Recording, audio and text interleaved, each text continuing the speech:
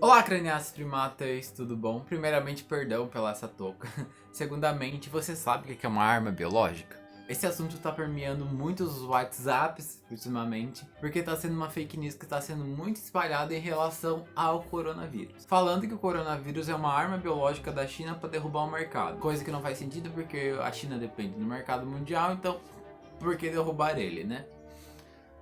Mas vamos lá. E por isso hoje nesse vídeo eu me vi obrigado a explicar para vocês o que é uma arma biológica. Nós vamos percorrer toda a história humana para ver os tipos de armas biológicas que já foram usados no passado. E lá no final nós juntos vamos definir se o coronavírus é ou não uma arma biológica. Então vamos lá. O primeiro registro sobre uma utilização de algum tipo de arma biológica foi lá no século XII, com uma população muito famosa dentro da história que foram os mongóis. Os mongóis tinham uma prática de guerra bastante específica, característica e assustadora, que é o fato de que quando eles sitiavam algum tipo de fortaleza ou muralha inimiga, eles pegavam corpos mortos de soldados contaminados com peste e catapultavam para o lado da muralha do inimigo. Só um parênteses um pouco grande. A palavra sitiar quer dizer cercar uma cidade. É uma prática de guerra que preza por cercar a cidade para depois atacá-la. E além disso, os mongóis tinham a prática também de colocar esses corpos contaminados com peste negra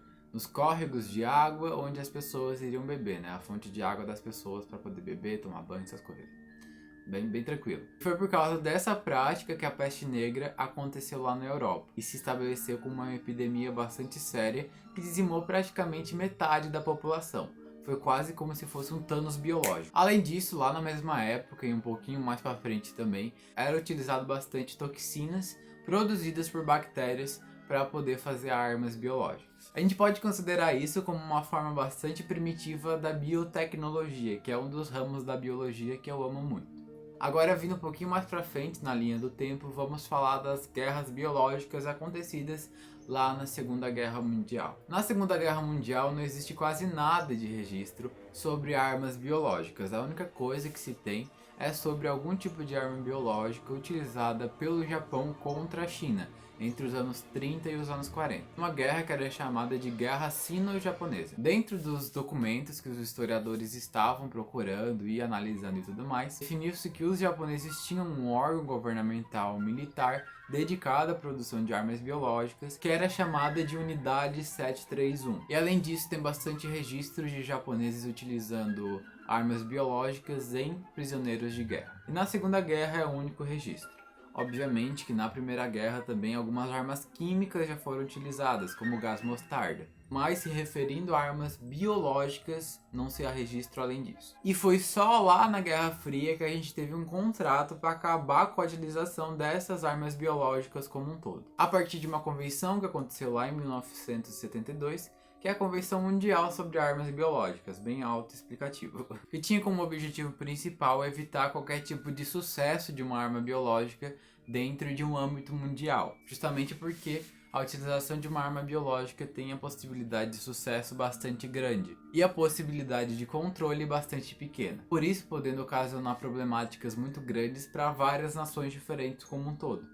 Não só para as nações inimigas pela qual a outra nação decidiu atacar. Desse acordo participaram cerca de 152 países, e até agora 141 desses 152 já ratificaram o acordo. Ratificar é basicamente confirmar, ou tipo, ok, estou ok com isso. Porém, até esses países que não confirmaram a sua participação no contrato, concordam em dizer que a utilização de armas biológicas pro fim militar é bastante pouco vantajoso. Justamente porque é algo lento, que demora para ser produzido e pode causar consequências bastante grandes e que, enfim, né, gente, a gente tem bomba atômica, é muito mais fácil tacar uma Hiroshima Nagasaki num lugar do que tacar uma bactéria. E mesmo falando isso, alguns países ainda têm alguns laboratórios de produção, análise e preservação de armas biológicas. E agora eu vou pegar a listinha aqui na mão, porque eu não sou obrigado a decorar esses nomes tudo, tá?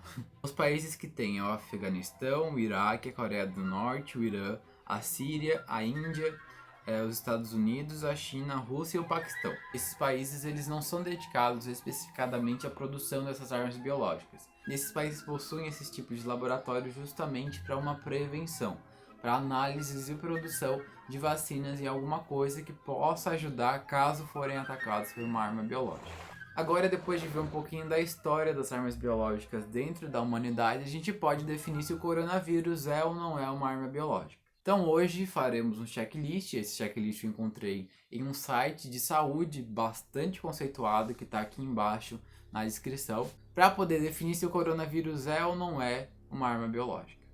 Eu vou ler os tópicos aqui com vocês e a gente vai colocar se esse tópico é verdadeiro para o coronavírus ou se não é verdadeiro. Se for verdadeiro para o coronavírus, a gente vai estar caminhando mais para o quesito arma biológica.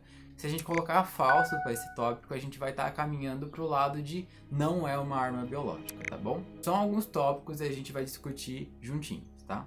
O primeiro tópico é o seguinte: casos dessa doença normalmente não são observados dentro daquela área geográfica. Ou seja, se aparece uma doença em um determinado local geográfico onde nunca houve a incidência daquele tipo de doença. Para esse tópico a gente pode colocar como falso, justamente porque outras variações da família coronavírus já apareceram lá no continente asiático, tal como o SARS, né? O próximo é distribuição em comum de casos entre segmentos da população, ou seja, grupos diferentes e bastante específicos de pessoas contraíram essa doença. Não houve uma distribuição lógica da doença pelo tempo. Isso também a gente vai marcar como falso, porque o coronavírus tem sim uma distribuição bastante lógica pelo tempo e tem características bem normais referentes a uma pandemia naturalmente estabelecida. Próximo tópico: índices de doença significativamente diferente dos do interior e exterior de edifícios.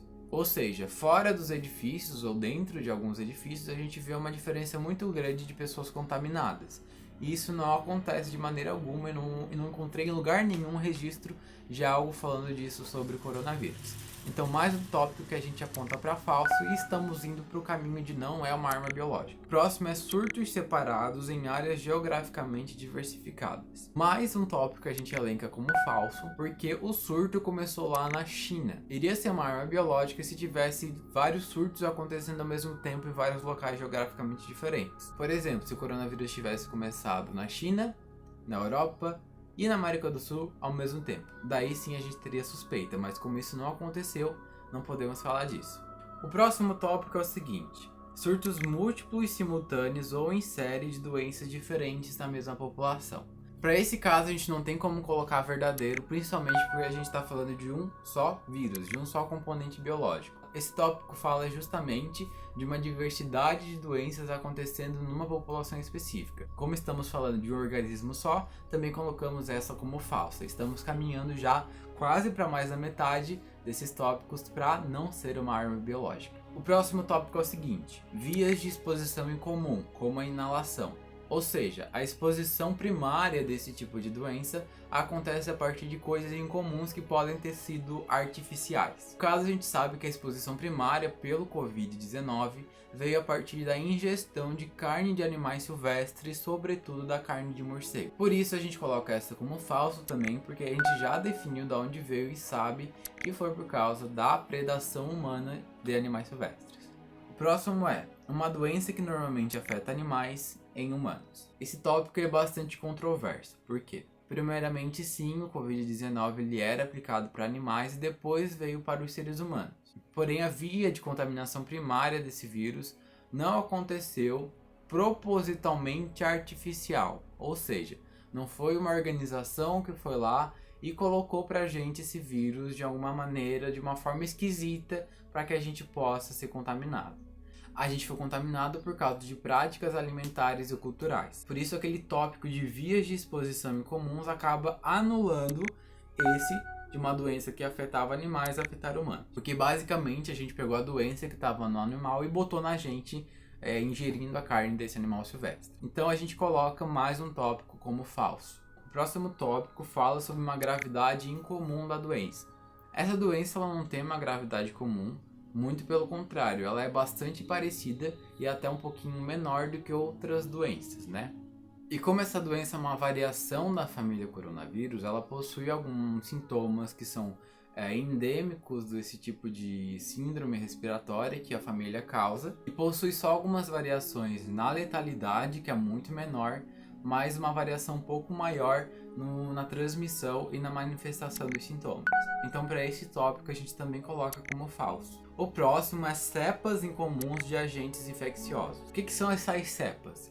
Cepas nada mais são do que tipos familiares de algum tipo de micro-organismo. Por exemplo, o coronavírus ele é uma cepa da família coronavírus, é um tipo dentro da família coronavírus. E o coronavírus ele é incomum dentro dessa família? Não, né? Muito pelo contrário, ele já é muito bem estabelecido dentro da família coronavírus. Então, mais uma que a gente põe como falso. E o último tópico é justamente o insucesso em responder à terapia padrão. Nós ainda não temos uma terapia padrão, como uma vacina, por exemplo, mas quando tivermos a vacina, ela vai funcionar. E hoje os tratamentos que estão acontecendo para combater o coronavírus já estão causando resultado e várias pessoas já foram curadas. Apesar do número de mortes, temos bastante pessoas recuperadas, então também não é verdadeiro esse tópico. E a partir desse tópico finalizamos a nossa análise para saber se o coronavírus é ou não é uma arma biológica. E como todos os tópicos deram falso para o coronavírus, a gente sabe que o coronavírus